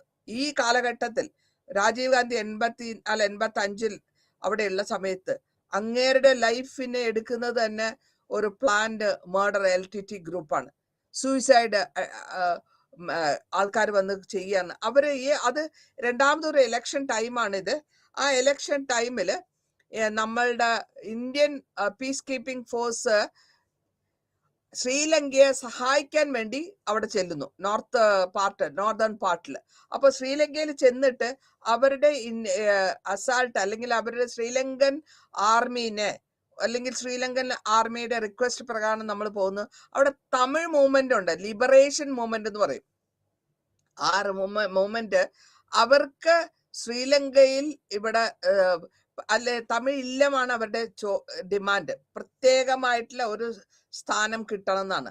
അതിന് പറ്റില്ല എന്ന് അവർ ഗവൺമെന്റ് പറയും. അവർ ഇന്ത്യയോട് സഹായം ആവശ്യിക്കുകയും സഹായത്തിനായിട്ട് ഇന്ത്യ പോകുന്നു. അത് കഴിഞ്ഞ ശേഷം അതുകൊണ്ടാണ് ആ ദേഷ്യം കൊണ്ടാണ് അവർ അടിക്കാൻ പോയതും ഡക്കിയാൻ വന്നതും. ഇതിന് ശേഷം നമ്മളുടെ ഇന്ത്യൻ ആർമീന്റെ ആക്ടിവിറ്റീസും അവർ സപ്പോർട്ട് ചെയ്തു. അപ്പോ ബേസിക്കലി അവര് തമിഴില്ലത്തിലുള്ളവര് അല്ലെങ്കിൽ ഈ LTT എന്നുള്ള ആ ഗ്രൂപ്പുകാര് രാജീവ് ഗാന്ധിനെ പേഴ്സണലായിട്ട് ഫിനിഷ് തീർക്കണം എന്നുള്ളത്. ഈ കാലഘട്ടത്തിൽ ഞാൻ പോണ്ടിച്ചേരിയിൽ നിന്ന് ഞങ്ങൾ ഒരു സിനിമയ്ക്ക് പോയിരിക്കുകയായിരുന്നു. രാത്രി തിരിച്ചു വരുമ്പോൾ പേപ്പർ ഒട്ടിക്കുന്നത്. കാരണം അന്ന് അവിടെ ശ്രീപെരുമ്പത്തൂരിലെ ഈ കൊല നടന്നില്ലെങ്കിൽ പിറ്റേ ദിവസം രാവിലെ പോണ്ടിച്ചേരിയിലാണ് ഞാൻ താമസിക്കുന്നത് എൻ്റെ ഹസ്ബൻഡിന്റെ കൂടെ. അവിടെ രാവിലെ ഞങ്ങളുടെ അവിടെ മീറ്റിങ്ങിന് വരേണ്ടിയിരുന്നതാണ്. രാവിലെ 10 മണിക്ക് പോണ്ടിച്ചേരിയിലെ രാജീവ് ഗാന്ധി വന്ന് ആൾക്കാരെ അഡ്രസ് ചെയ്യേണ്ടതാണ്. അതിലെ ഒരുക്കങ്ങളൊക്കെ നടന്നുകൊണ്ടിരിക്കുകയാണ് ഞങ്ങളുടെ പോണ്ടിച്ചേരിയില്. ആ പോണ്ടിച്ചേരിയിൽ ഞങ്ങൾ രാത്രി മിഡ്നൈറ്റ് സെക്കൻഡ് ഷോ കഴിഞ്ഞ് വരുമ്പോഴാണ് ഈ മരണത്തിന്റെ വാർത്ത അറിയുന്നതും. ഞാൻ ഇത് നേരിട്ട് കണ്ട വിവരങ്ങളാണ് ഞാൻ ഷെയർ ചെയ്തത്. പേപ്പർ ഒട്ടിക്കുന്നത് രാജീവ് ഗാന്ധിയുടെ ഫോട്ടോ വെച്ചത്. കാരണം ശ്രീപെരുമ്പത്തൂർ കഴിഞ്ഞ് കഴിഞ്ഞാൽ രാത്രിയാണ്. അവിടെ നിന്ന് ബൈ കാറാണ് പോണ്ടിച്ചേരിയിൽ. അപ്പൊ എയർപോർട്ടൊന്നുമില്ല, ബൈ കാറാണ് വരാൻ ഉദ്ദേശിക്കുന്നതും ആൾക്കാരെ സംസാരിക്കാനായിട്ട്. ഞങ്ങൾ രാവിലെ പോവാനായിട്ടൊക്കെ തയ്യാറായിട്ട് ഇരിക്കുകയായിരുന്നു. കാരണം ഞങ്ങളുടെ കോളേജിന്റെ ഗ്രൗണ്ടിലാണ് ഈ മീറ്റിംഗ്സ് ഒക്കെ നടക്കുന്നത്. പോണ്ടിച്ചേരി ടാഗർ ആർട്സ് കോളേജിൽ അവിടെ ഒരു വലിയൊരു ഗ്രൗണ്ട് ഉണ്ട്. അവിടെയായിരുന്നു അറേഞ്ച്മെന്റ് ഒക്കെ ചെയ്തിരുന്നത്. പക്ഷെ ലക്കിലി അത് അവിടെ ശ്രീപെരുമ്പത്തൂരിൽ പുള്ളീനെ അസാസിനേഷൻ ചെയ്തുകൊണ്ട് രാജീവ് ഗാന്ധിയുടെ പിറ്റേ ദിവസത്തെ പ്രചരണത്തിന് വേണ്ടി, ഇലക്ഷൻ പ്രചരണത്തിന് വേണ്ടി വന്നാണ് അത് നിന്നുപോയി. ഇനി ഇന്ത്യൻ ഫോറിൻ പോളിസി 1990 സോവിയറ്റ് യൂണിയനുമായിട്ട് ഉള്ള ഒരു ഫ്രണ്ട്ലി റിലേഷൻ കാരണമാണ് നമുക്ക് കുറെ കാര്യങ്ങൾ ഏർപ്പെടുത്താൻ പറ്റി. അത് 2 കാര്യം പ്രത്യേകമായിട്ട് ഞാൻ പറയാം. ഒന്ന്, foreign policy non alignment. 2, Indo Soviet treaty, piece and friendship. ഈ പീസ് ആൻഡ് ഫ്രണ്ട്ഷിപ്പ് എന്ന് പറയുമ്പോൾ സമാധാനവും ഫ്രണ്ട്ഷിപ്പും കണ്ടിന്യൂ ചെയ്ത് പോകണം എന്നുള്ള ആ ട്രീറ്റിയാണ് അവിടെ നടക്കുന്നത്. ആ ട്രീറ്റി മുഖാന്തരം നമ്മൾ ഇന്ത്യയുടെ സപ്പോർട്ടിന്, ഇന്ത്യക്ക് സോവിയറ്റ് യൂണിയന്റെ സപ്പോർട്ട് കിട്ടും, സോവിയറ്റ് യൂണിയന് ഇന്ത്യന്റെ സപ്പോർട്ട് കിട്ടും. അതാണ് ഉദ്ദേശിക്കുന്നതിന്റെ ഈ ട്രീറ്റിയുടെ ഉദ്ദേശം. ഇന്ത്യ നരസിംഹറാവു ഗവൺമെന്റ് വരുന്ന സമയത്ത് ഈ നരസിംഹറാവുവിന്റെ ഹെവി ആ കാലഘട്ടത്തിലാണ് ഈ സോവിയറ്റ് യൂണിയൻ ഈ ട്രീറ്റി, നമ്മളെ ഇന്ത്യ സോവിയറ്റ് ട്രീറ്റി വന്നിട്ട് നമ്മളുടെ ഒരു പ്രൊട്ടക്ഷൻ അല്ലെങ്കിൽ ഒരു ചട്ടക്കൂടിന്റെ അകത്ത് നമുക്കൊരു പ്രൊട്ടക്ഷൻ കിട്ടുന്നത്.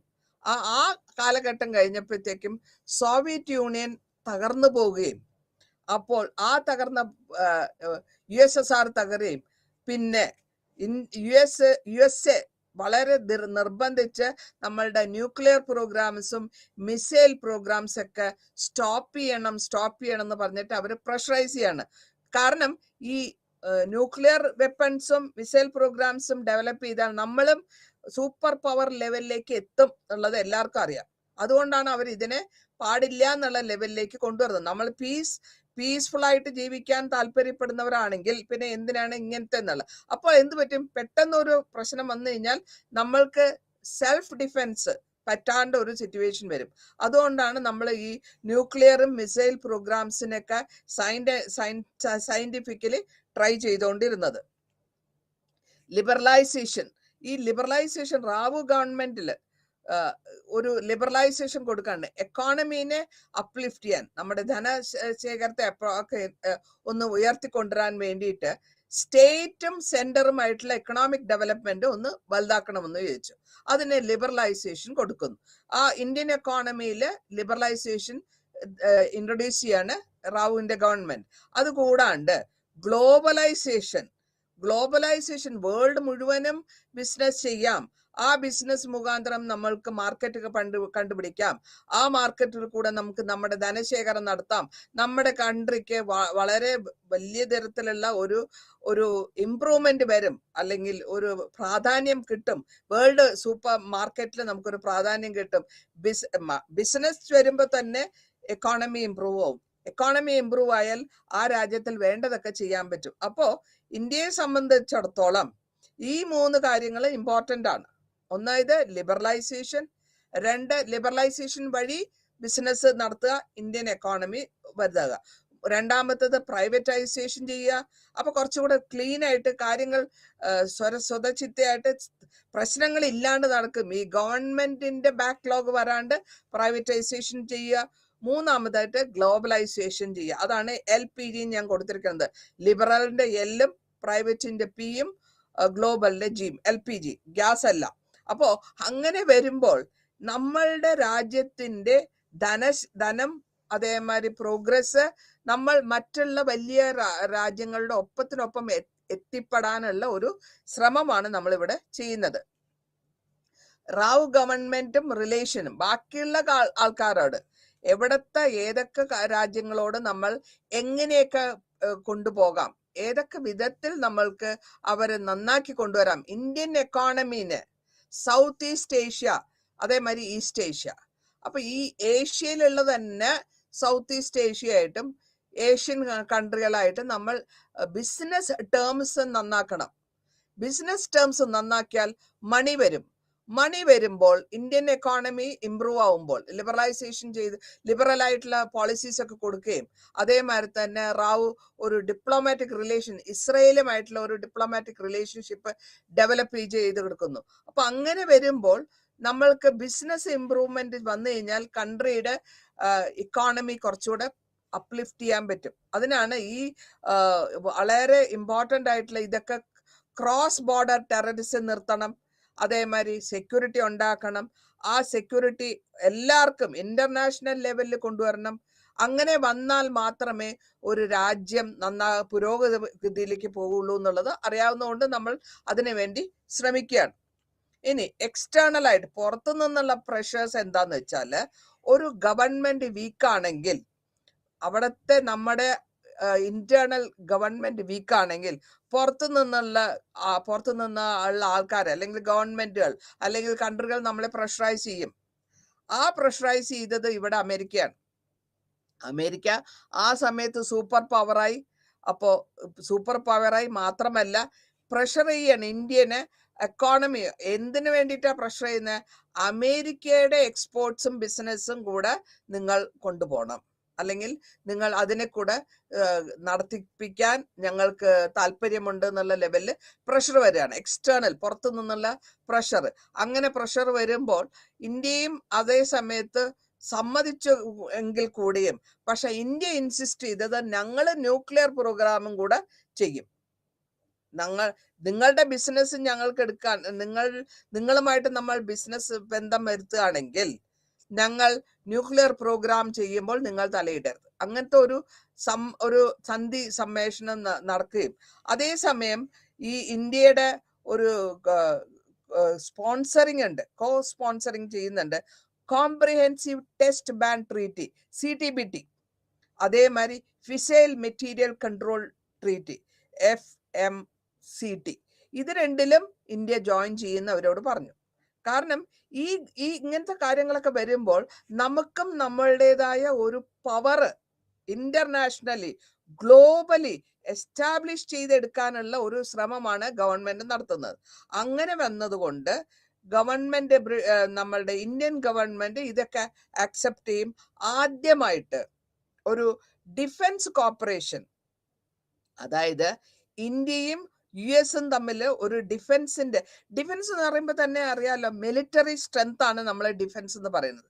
ആ ഡിഫൻസ് കോർപ്പറേഷനിൽ ഇപ്പൊ നമ്മൾ വളരെ എയർക്രാഫ്റ്റ് ഒക്കെ മേടിച്ചല്ലോ അമേരിക്കയിൽ നിന്ന്. അപ്പൊ ഈ ഇങ്ങനത്തെ കാര്യങ്ങൾ നമ്മളുടെ മിലിറ്ററിന്റെ അല്ലെങ്കിൽ നമ്മളുടെ സുരക്ഷയ്ക്ക് വേണ്ട കാര്യങ്ങൾക്ക് ചെലവ് ചെയ്യാനും നമ്മൾ പതുക്കെ തയ്യാറായി വരികയാണ്.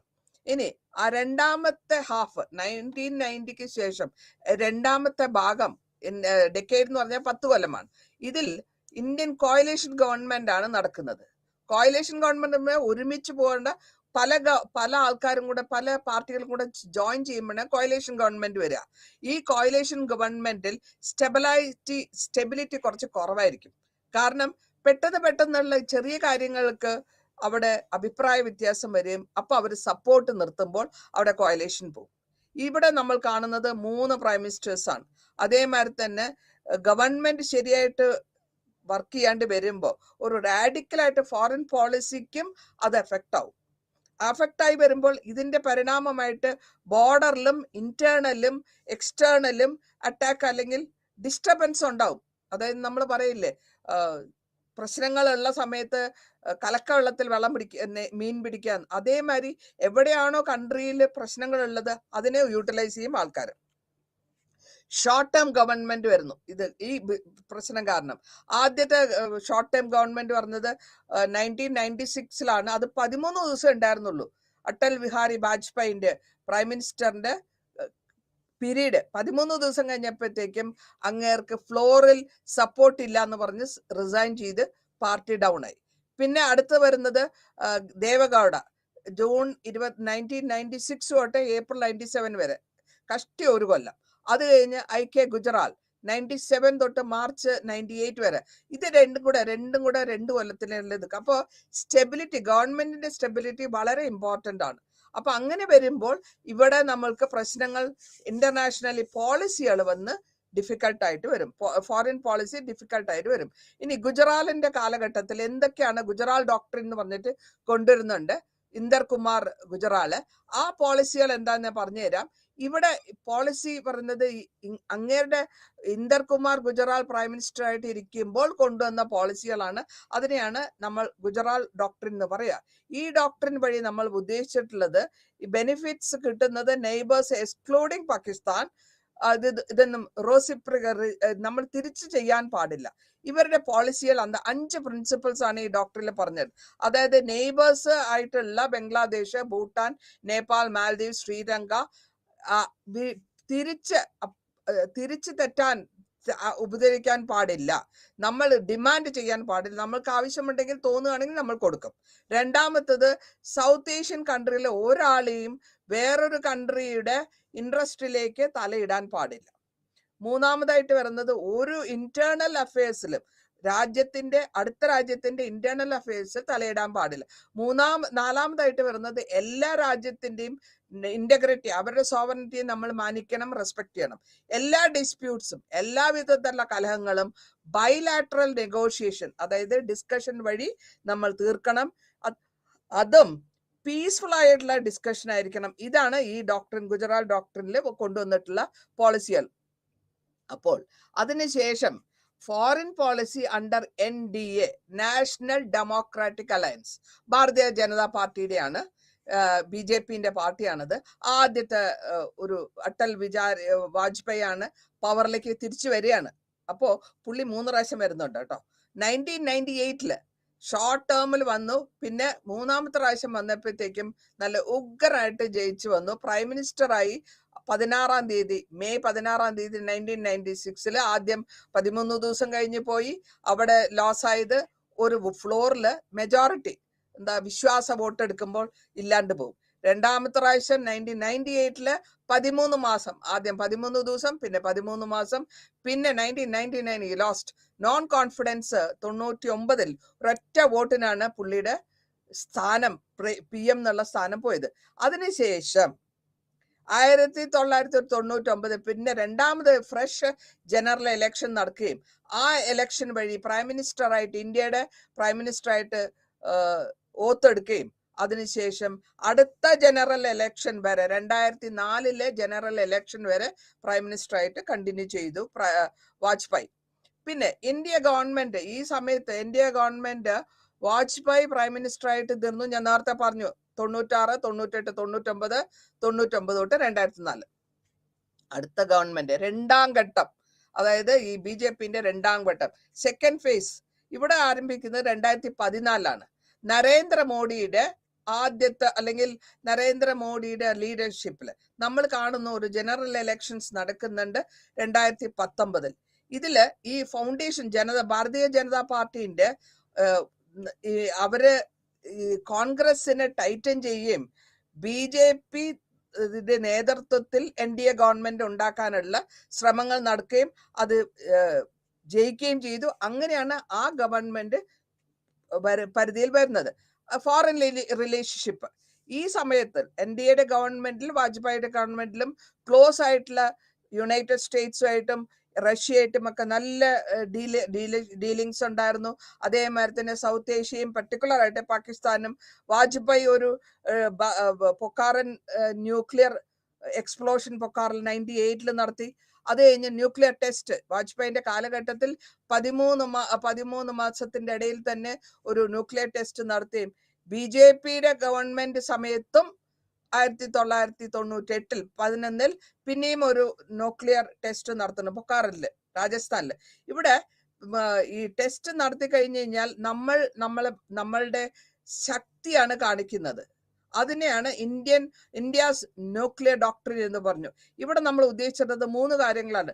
Voluntary moratorium to further test, no first use, നമ്മളായിട്ട് ആദ്യം അറ്റാക്ക് ചെയ്യില്ല, അതാണ് no first use, minimum credible deterrence. ഇങ്ങനെ നമ്മൾ ഐഡിയ വെച്ചിട്ടാണ് നമ്മളുടെ ന്യൂക്ലിയർ ടെസ്റ്റ് നടത്തുമ്പോൾ നമ്മൾ ചെയ്തുകൊണ്ട് പോകുന്നത്. അതിനുശേഷം നമ്മൾ ന്യൂക്ലിയർ ക്ലബിൽ കയറുന്നുണ്ട്. അതായത് ഇന്ദിരാഗാന്ധിയുടെ സമയത്തും നമ്മൾ 82 ന്യൂക്ലിയർ ടെസ്റ്റ് നടത്തിയിട്ടുണ്ട്. നരസിംഹറാവുടെ ടൈമിലും 95 നമ്മൾ ന്യൂക്ലിയർ ടെസ്റ്റ്. അപ്പൊ അമേരിക്കൻ ഇന്റലിജൻസ് നമ്മളെ സ്റ്റോപ്പ് ചെയ്യാൻ ശ്രമിച്ചുകൊണ്ടിരിക്കുന്ന സമയമാണത്. പിന്നെ നാഷണൽ NDA ഗവൺമെന്റും ന്യൂക്ലിയർ ഡിവൈസസ് എടുത്ത് ഡിക്ലെയർ ചെയ്യാണ്, ഞങ്ങൾ ഒരു ന്യൂക്ലിയർ പവർ ആണെന്ന് ഡിക്ലെയർ ചെയ്യാണ്. അപ്പോൾ ഇങ്ങനെ വരുമ്പോൾ ഈ പവർ ക്ലബിൽ കൂടെ നമ്മൾക്ക് ഒരു റെസ്പോൺസിബിൾ ആയിട്ടുള്ള ഒരു പൊസിഷൻ കൊണ്ടുവരുന്നു. അപ്പൊ ഈ പൊളിറ്റിക്കൽ ലീഡർഷിപ്പ്, ഡിപ്ലോമസി അല്ലെങ്കിൽ നയതന്ത്രപരം എത്രത്തോളം നമുക്ക് കൊണ്ടുപോകാന്നുള്ളതിന്റെ ദൃഷ്ടാന്തമാണ് ഇത്. ഇനി US റിലേഷൻഷിപ്പ്, ഏത് വിധത്തിലാണ് US റിലേഷൻഷിപ്പ് നടന്നുപോയത്?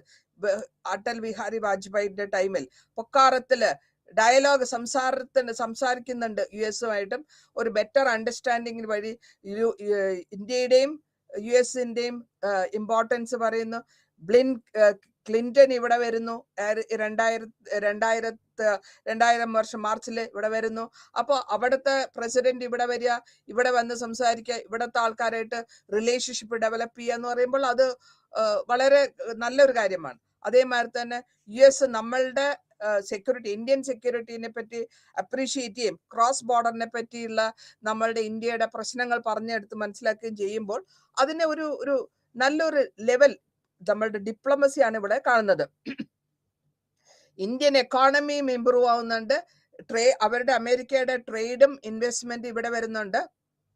ഇത് കൂടാതെ സ്ട്രാറ്റജിക് ഇമ്പോർട്ടൻസ് ആയിട്ട് ചൈനയായിട്ടും ഒരു ശ്രമം നടത്തുന്നുണ്ട് പീസ്ഫുൾ ആയിട്ട് പോവാൻ വേണ്ടിയിട്ട്.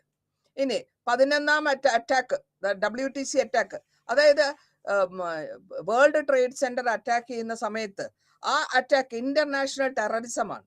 അപ്പോൾ ബുഷ് അഡ്മിനിസ്ട്രേഷൻ ആ സമയത്ത് ഈ അറ്റാക്ക് നടക്കുന്ന സമയത്ത് ഞാൻ ഇത് കണ്ടതാണ്, ഫ്ലൈറ്റ് വന്ന് ഇടിക്കുന്നത് WTCയിൽ. ഞാൻ അവിടെ പോയിട്ടുമുണ്ട്, അതിനുശേഷം സീറോ ഗ്രൗണ്ടിൽ അവിടെ പോയിട്ടുമുണ്ട്.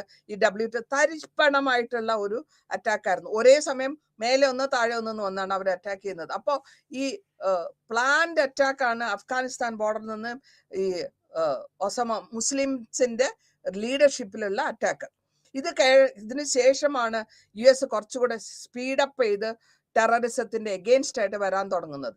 ഈ 3 കോർ ഇഷ്യൂസ് ആണ് അവർ പറഞ്ഞിട്ടുള്ളത്. ഒന്ന് civilian nuclear technology, space shield ചെയ്യുക, ഡ്യുവൽ യൂസ് ഓഫ് ടെക്നോളജി. അപ്പൊ ബുഷ് അഡ്മിനിസ്ട്രേഷൻ വളരെ ഇമ്പോസ് ചെയ്തു.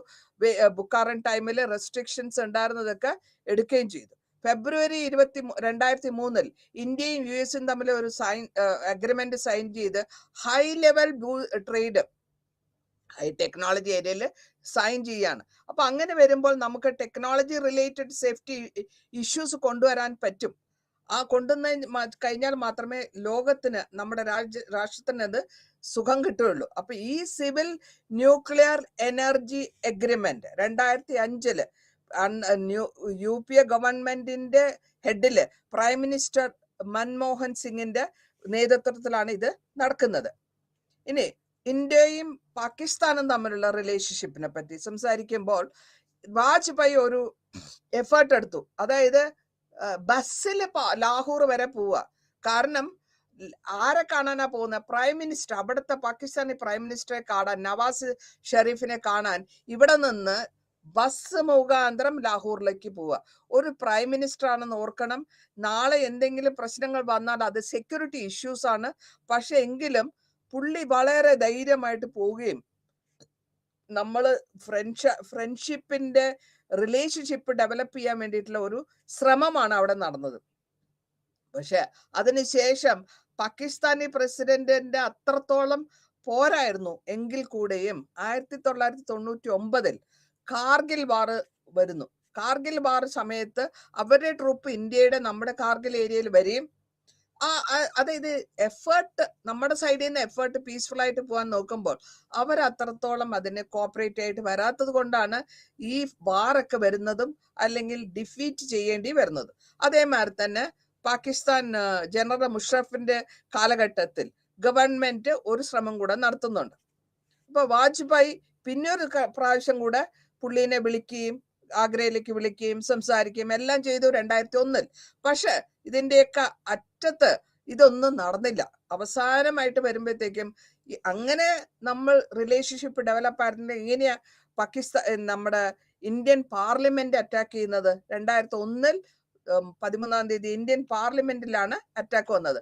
അപ്പൊ ഫോറിൻ പോളിസി 2004 മുതൽ 14 വരെ പ്രോഗ്രസീവ് ആയിട്ടുള്ള നമ്മളുടെ UPA government Manmohan Singh try ചെയ്തിട്ടും അതേമാതിരി തന്നെ ഇന്ത്യൻ ഫോറിൻ പോളിസി എന്താ സിങ്ക് ചെയ്ത് കൊണ്ടുപോകാൻ നമ്മൾ ശ്രമിച്ചുകൊണ്ടിരിക്കുമ്പോഴും ഇതിന്റെ എന്നൊക്കെ എക്കോണമിക് ലെവലിൽ നിന്ന്, കൺട്രിയുടെ ബോർഡറിൽ നിന്ന് നമ്മൾ എക്കോണമി ലെവലിലേക്കാണ് ഈ ഷിഫ്റ്റിംഗ് ഇവിടെ കൊണ്ടുവരുന്നത്. ഇനി ലുക്ക് ഈസ്റ്റ് പോളിസി എന്ന് പറയുമ്പോൾ എന്താ ഉദ്ദേശിക്കുന്നത് വെച്ചാൽ ഏകദേശം പെട്ടെന്ന് നമ്മളുടെ ഇന്ത്യയുടെ എക്കോണമി വലുതായി വരുമ്പോഴത്തേക്കും ഹൈ റേറ്റ് എക്കോണമിക്കലി നമ്മൾ ബേസിക് ബൗണ്ടറി ഒക്കെ എമർജിങ് ഇന്ത്യ ഒരു പ്രധാന പവറായിട്ട് വന്നുകൊണ്ടിരിക്കുകയാണ്. അപ്പോൾ ഇവിടെ പോളിസികൾ പറയുന്നതിന്റെ അതിന്റെ പേരാണ് look east policy, membership power houses. ഇപ്പൊ ഇങ്ങനെ ഈസ്റ്റേൺ സൈഡിൽ എങ്ങനെയാണ് പെട്ടെന്ന് അവര് വലുതാവുന്നത്? നമ്മളെ വളരെ പ്രത്യേകിച്ചിട്ടുള്ള ഇക്കോണമിക്കലി നമ്മൾ എത്രത്തോളം വലുതാകാൻ പറ്റും എന്നുള്ള പോളിസിനെ നമ്മൾ കൊണ്ടുവരികയാണ്. അപ്പൊ അങ്ങനെ റിലേഷൻഷിപ്പ്, NDA ഗവൺമെന്റിന്റെ റിലേഷൻഷിപ്പ് USA USSRയോടും ക്ലീൻ ആയിട്ട് പൊയ്ക്കൊണ്ടിരിക്കുന്ന സമയമാണ് അടുത്ത 10 വർഷം നമ്മൾ കണ്ടത്. പാകിസ്ഥാന്റെ റിലേഷൻഷിപ്പ്, ഇന്ത്യയായിട്ട് പാകിസ്ഥാൻ റിലേഷൻഷിപ്പിൽ വരുമ്പോൾ ഈ UN അസംബ്ലിയിൽ 2004 നമ്മൾ ട്രൈ ചെയ്യുന്നു. അതേസമയം പീസ്ഫുൾ ആയിട്ടുള്ള സൊല്യൂഷൻ വഴി നമ്മുടെ കാശ്മീർ ഇഷ്യൂ ഒന്ന് നിർത്താൻ നമ്മൾ ശ്രമിച്ച ശേഷവും ഭയങ്കരമായിട്ടുള്ള ടെൻഷനാണ് എടുക്കുന്നത് ബോർഡറിൽ. ആ ടെൻഷൻ ബോർഡറിൽ വരുമ്പോഴത്തേക്കും കാശ്മീർ ബോർഡറിൽ ടെൻഷൻ വരുന്നു. ന്യൂക്ലിയർ സെക്ടറും എഗ്രി ചെയ്യുന്നു. രണ്ട് സൈഡും ഡിഫറൻസ് സെർക്രിക് ഏരിയയിലാണ്. അതേപോലെ നമുക്കൊരു ലാൻഡ് ഉണ്ട്, നോമാൻ ലാൻഡ് ഉണ്ട്. അവിടെയും നമുക്ക് ശ്രമങ്ങൾ, പാകിസ്ഥാന്റെ ഇറിറ്റേഷൻ നമ്മളെ ഇന്ത്യയെ റിലേറ്റ് ചെയ്തുകൊണ്ടിരിക്കുകയാണ്. ഇങ്ങനെ വന്നപ്പോൾ സിൽച്ചൻ വാലിയിൽ ഡീമിലിറ്ററൈസേഷൻ, ബിൽഹാർ ഡാം, ഇത് രണ്ടുപേരും ബസ് സർവീസ് നടത്താൻ ശ്രമിക്കുന്നു. ശ്രീനഗർ പറച്ചിൽ മാത്രമേ ഉള്ളൂ, പക്ഷെ ട്രെയിൻ സർവീസ് തുടങ്ങി. വാഹാബാദിൽ നിന്ന് താർ ഡെസേർട്ടിലേക്ക് 2 ട്രെയിൻസ്, ഒന്ന് സൗത്തില്, ഒന്ന് ഈസ്റ്റേൺ സൈഡ്, ഒന്ന് വെസ്റ്റേൺ സൈഡ്. താർ ഡെസേർട്ടിന്റെ Rajasthan bus service, Amritsar to Lakhana Sahib. നമ്മളുടെ സൈഡിൽ നിന്ന് നമ്മൾ എഫേർട്ട് എടുത്തെടുത്ത് കൊണ്ടുവരാണ് ബൈലാറ്ററൽ റിലേഷൻഷിപ്പിനെ സ്ട്രോങ് ആക്കാനും പീസ്ഫുൾ ആക്കാനും പുരോഗതിയിലേക്ക് കൊണ്ടുപോകാനും. പക്ഷെ എത്രയൊക്കെ ശ്രമിച്ചിട്ടും ആ ട്രസ്റ്റ് കുറഞ്ഞു വരുന്ന കൊണ്ടാണ് ഈ ഇന്റേണൽ ആയിട്ടുള്ള പീസ് അല്ലെങ്കിൽ അതിർത്തി തർക്കം വരിക. ആ അതിർത്തി തർക്കം വന്നിട്ട് നമ്മുടെ ലീഡേഴ്സിന്റെ ഒരു നോൺ അലൈൻമെന്റ് മൂവ്മെന്റ് ഹവനന് നടക്കുന്നു 2006. എന്നിട്ടും ഇവര് പുഷ് ചെയ്തിട്ട് ഡയലോഗ് ഒന്നും പീസ്ഫുൾ ആയിട്ട് വരുന്നില്ല. അടുത്തതായിട്ട് വരുന്നത് ഇന്ത്യയുടെ നെയ്ബറായ ചൈനയുമായിട്ടുള്ള റിലേഷൻഷിപ്പ് എങ്ങനെയായിരുന്നു? Bilateral with China. 2005 prime minister Wen Jiabao ഇവിടെ ഇന്ത്യയിലേക്ക് വരികയും ഇവിടെ ഇഷ്യൂസ് ഒക്കെ നോക്കാനും എക്കണോമിക്കലി ട്രേഡ് റിലേഷൻ ഇതൊക്കെ നോക്കുന്നുണ്ട്. വിസിറ്റ് വന്നു. ഇന്ത്യൻ പ്രൈം മിനിസ്റ്റർ പ്രണാബ് മുഖർജിയും ചൈനയിൽ പോവുകയും 2 കൺട്രികളും തമ്മിൽ improvement, bilateral improvement, military cooperation, ഇതൊക്കെയായിരുന്നു അവരുടെ ഡിസ്കഷനിൽ കൊണ്ടുവന്നത്. ഈ ചൈന റിലേഷൻഷിപ്പ് 2006 2 സ്ലൈഡ്സും trade route Nathula pass Sikkim വഴിയുള്ള ട്രേഡ് ഡെവലപ്പ് ചെയ്യാനും ട്രേഡ് വഴി ബൈലാറ്ററൽ റിലേഷൻ കൊണ്ടുപോകാനും ചൈന ഒരു നമ്പർ 1 പാർട്ട്ണർ ആകാന്നൊക്കെ പറയുകയും അത് അങ്ങനെ തന്നെ എന്തായിരുന്നു. പക്ഷെ സെക്യൂരിറ്റി ഇഷ്യൂസ് ഇപ്പോഴും ഒരു മ്യൂച്വൽ കോപ്പറേഷനിൽ പോയിക്കൊണ്ടിരിക്കുകയാണെങ്കിൽ കൂടെയും നമ്മൾക്ക് ഇന്ത്യയിൽ ഒരു ഓയിൽ ഡിപ്ലോമസി ഉണ്ട്. അത് ആയിട്ടും ഇവർക്ക് ഓയിൽ കിട്ടണം, നാച്ചുറൽ ഓയിൽ കിട്ടണം, ഗ്യാസ് കിട്ടണം. അപ്പോൾ അവർ നമ്മളെ നമ്മളുടെ ബോർഡർ അറ്റാക്ക് ചെയ്യാൻ തുടങ്ങി. ഇന്ത്യയുടെ റഷ്യയുടെ റിലേഷൻഷിപ്പ്, റഷ്യയും G20 സെന്റ് പീറ്റേഴ്സ്ബർഗിൽ നടക്കുകയും 2008 നടത്തുന്നു. ആ മീറ്റിംഗ് നടത്തുന്നു. ഇന്റർനാഷണലി ഫൈനാൻഷ്യൽ ആർക്കിടെക്ചർ USA വഴിയും USSR വഴിയും നമ്മൾ കൊണ്ടുപോകാനുള്ള ആദ്യത്തെ ശ്രമമാണ് നടക്കുന്നത് 20ാം നൂറ്റാണ്ടിൽ. ഇതിനുശേഷം കംപ്രൈസിങ് ബാക്കിയുള്ള രാജ്യങ്ങള്, അതായത് ബ്രസീൽ, റഷ്യ, ഇന്ത്യ, ചൈന, ഈ 4 വലിയ ഒരു ഇക്കോണമി ഡെവലപ്പ് ചെയ്യിക്കാനും അതുകൊണ്ടാണ് ഈ ബ്രിക്സ് എന്നുള്ളത് വരുന്നത്. ബ്രസീലിന്റെ B, റഷ്യയുടെ R, ഇന്ത്യയുടെ I, ചൈനയുടെ ദിസ് ആൻഡ് അങ്ങനെ കൊണ്ടുവരുമ്പോൾ നമ്മൾ ശ്രമം തുടർന്നുകൊണ്ടേയിരിക്കുകയാണ്. ഇന്ത്യ USSRും USA റിലേഷൻഷിപ്പും നമ്മൾ സ്ട്രാറ്റജിക് ആയിട്ട് നമ്മൾ കൊണ്ടുപോയിക്കൊണ്ടിരിക്കുകയാണ്. അപ്പോൾ സിഗ്നിഫിക്കൻ്റ് ആയിട്ട് നമുക്ക് പറയാവുന്നത് ആംഡ് ഫോഴ്സസ്, 2 കൺട്രിയുടെ ആംഡ് ഫോഴ്സസ് NDA ടൈമിൽ USന്റെയും ഇന്ത്യയുടെയും ആംഡ് ഫോഴ്സസ് ആണ് നമ്മൾ പാർട്ട്ണർഷിപ്പ് കൊണ്ടുവരുന്നത്. കൊണ്ടുവന്ന് ബെനിഫിറ്റ് കൊണ്ടുവരണം. നാഷണലായിട്ടും ജോഗ്രഫിക്കലും എല്ലാവർക്കും സെക്യൂരിറ്റി കൊടുക്കണം എന്നുള്ളതാണ് റിലേഷൻഷിപ്പിന്റെ ഉദ്ദേശം. ന്യൂക്ലിയർ എനർജി ഉണ്ടാക്കുക, ഹൈ ടെക്നോളജി ഇംപ്രൂവ് ചെയ്യുക, കട്ടിംഗ് എനർജി കൊടുക്കുക, ന്യൂക്ലിയർ ഡെവലപ്മെന്റ് കൊണ്ടുവരിക, കോപ്പറേഷൻ കൊണ്ടുവരിക, ഏതൊക്കെ ഏരിയയിലാണോ റിയാക്ടർ വരിക അതൊക്കെ ചെയ്യുക. UPA ഗവൺമെന്റ് കോൾഡ് വാറിൽ അല്ലാണ്ട് ഒരു വിധത്തിൽ ഇത് പോയിക്കൊണ്ടിരിക്കുന്ന ഒരു റിലേഷൻഷിപ്പ് നമ്മൾ ഡെവലപ്പ് ചെയ്തെടുത്തു. ഫോറിൻ പോളിസി അണ്ടർ നരേന്ദ്രമോദിയുടെ ഒരു ലീഡർഷിപ്പ് വരും. അപ്പോൾ ചൈനയുമായിട്ടുള്ള ഒരു റിലേഷൻഷിപ്പ് വിസിറ്റ് കൊണ്ടുവരികയും ചെയ്യുന്നുണ്ട്. സോഫ്റ്റ് ആയിട്ടുള്ള ഒരു പവർ വഴി നമ്മൾ കൊണ്ടുവന്നു. അപ്പൊ ഇങ്ങനെ നമ്മൾ എന്താ ഉദ്ദേശിക്കുന്നത് വെച്ചാൽ ചൈനയുടെ ഹാർഷ് ആയിട്ടുള്ള ഒരു സപ്പോർട്ട് അല്ലെങ്കിൽ നമ്മളുടെ ഇന്ത്യ ബോർഡറിനെ അതിർത്തിയിൽ പതുക്കെ നുഴഞ്ഞു കയറുക. അവിടെ കൊണ്ടുവന്ന് അവരുടെ ആർമീനെ, ബോർഡറിലുള്ള അവരുടെ ആർമീനെ കൊണ്ടുവന്ന് വെക്കുകയും അവിടെ അവരെ സെറ്റപ്പ് ചെയ്ത് കഴിഞ്ഞാൽ ആക്ച്വലി അത് നമ്മളുടെ പീസിനെയാണ് എഫക്ട് ചെയ്യുന്നത്. അപ്പൊ ഈ പീസിനെ അത് ഇന്ത്യൻ ബോർഡർ കൂടെ, നോമാൻ ലാൻഡ് കൂടെ, അല്ലെങ്കിൽ അവരുടെ ഏരിയയിൽ നമ്മൾ സാറ്റലൈറ്റിൽ കൂടെ കാണാൻ പറ്റും അവരുടെ ആർമിയുടെ മൂവ്മെന്റ്സ്. ഈ ആർമി മൂവ്മെന്റ്സ് വന്നു കഴിഞ്ഞാൽ ഇന്ത്യ ഒരിക്കലും ചുമ്മാണ്ടിരിക്കാൻ പോകുന്നില്ല. ഇന്ത്യ അവരെ റിട്ടാലിയേറ്റ് ചെയ്യുന്നുള്ളത് നമ്മൾ പാകിസ്ഥാന്റെ ഒരു നമ്മളുടെ അവരുടെ ഫ്ലൈറ്റിൽ പിടിച്ചത്, നമ്മുടെ ജനറൽ കൊണ്ടുപോയതും അവരുടെ കൺട്രോളിൽ ഉണ്ടായിരുന്നു. അപ്പൊ നമ്മൾ കണ്ടതാണ്. അപ്പൊ ഇന്ത്യൻ ഗവൺമെന്റിന്റെ ഫോറിൻ പോളിസിയിൽ നമ്മൾ വളരെ ക്ലിയർ ആയിട്ട് പറഞ്ഞിട്ടുള്ളത്, നമ്മൾ ഇത്രത്തോളം സഹനശക്തിയുള്ള ഒരു ഗ്രൂപ്പാണ്. ആ സഹനശക്തിയുള്ള ഗ്രൂപ്പിനെ കണ്ടിന്യൂസ് ആയിട്ട് ഉപദ്രവിച്ചുകൊണ്ടിരുന്നു കഴിഞ്ഞാൽ നമ്മൾ റിട്ടാലിയേറ്റ് ചെയ്യുന്നുള്ളതാണ് അതിന്റെ ഉദ്ദേശം. അത് മനസ്സിലാക്കി കൊടുക്കണം. അതാണ് ഗവൺമെന്റിന്റെ എഫേർട്ട്. അപ്പൊ ഇന്ത്യ ആ എല്ലാ സോഫ്റ്റ് പവറും, നമ്മളുടെ ന്യൂക്ലിയർ പവർ, നമ്മളുടെ ആർമി പവർ ഒക്കെ നമ്മൾ ഉപയോഗിക്കുന്നുണ്ട്. അപ്പൊ എങ്ങനെയാണ് നമ്മൾ കാണിക്കുന്നത് വെച്ചാൽ, നമ്മളുടെ റിപ്പബ്ലിക് ഡേ ടൈമിലും നമ്മളുടെ ആർമി ഡിസ്പ്ലേ ഉണ്ടാവും. മൾട്ടി പോളാർ ലെവലിൽ നമ്മൾ ശ്രമിക്കുന്നുണ്ട്. എന്തെങ്കിലും നമ്മൾ ചൈന ആയിക്കോട്ടെ, പാകിസ്ഥാൻ ആയിക്കോട്ടെ, ശ്രീലങ്ക ആയിക്കോട്ടെ, നമ്മൾ maximum government of India is trying എത്രത്തോളം നമ്മൾ സഹായ സഹകരണങ്ങൾ കൊടുക്കാൻ പറ്റുമോ അത് ചെയ്യുന്നതാണ് നമ്മളുടെ പോളിസികൾ. അതിലാണ് നമ്മൾ ഊക്കം കൊടുത്ത്, അല്ലെങ്കിൽ കൂടുതലായിട്ട് നോൺ അലൈൻമെന്റ് പോളിസികൾ വഴി നമ്മൾ രക്ഷിക്കുന്നു ഇന്ത്യയെ. നന്ദി, നമസ്കാരം.